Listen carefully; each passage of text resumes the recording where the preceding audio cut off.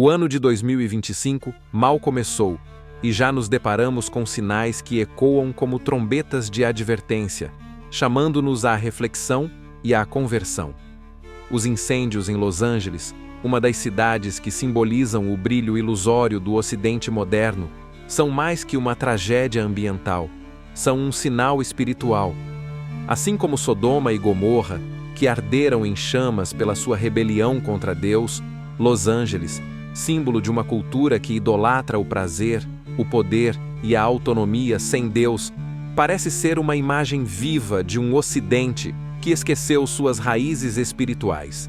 Os padres do deserto, mestres da ascese e da contemplação, nos ensinam que o fogo tem dois significados na vida espiritual. Pode ser destrutivo, como o castigo da ira divina, mas também pode ser purificador, o fogo que queima as impurezas para renovar a alma.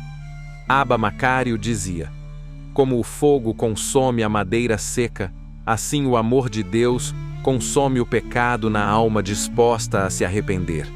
Mas o fogo que vemos hoje nos céus do Ocidente é um fogo de destruição, reflexo de uma sociedade que trocou Deus pelo homem, o Criador pelas criaturas.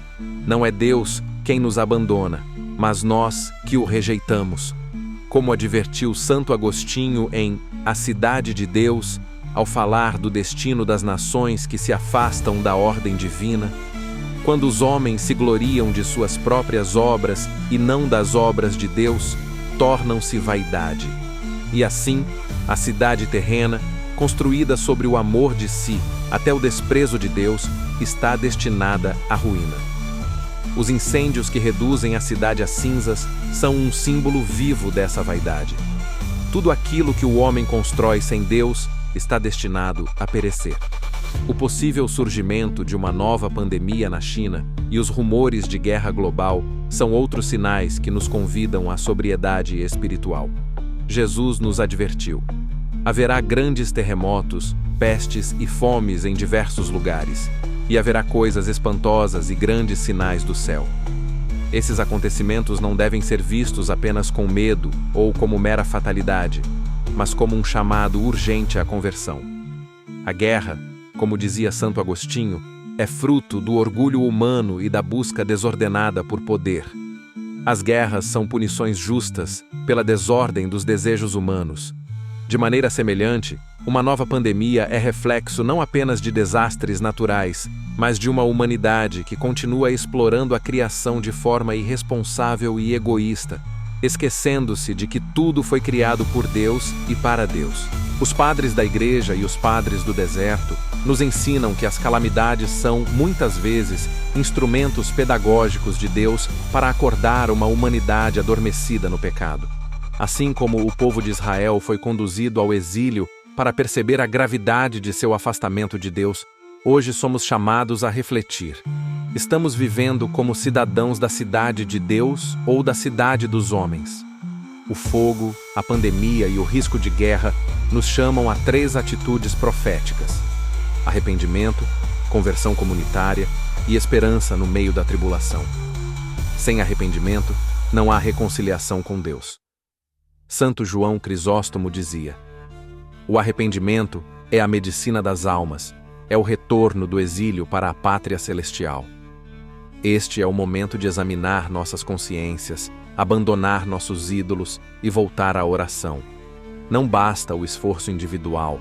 A sociedade precisa redescobrir o fundamento cristão de suas instituições e cultura.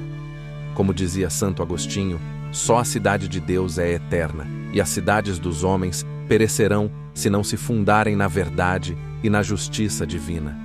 Mesmo diante das calamidades, não perdemos a esperança, pois sabemos que Deus está no controle da história.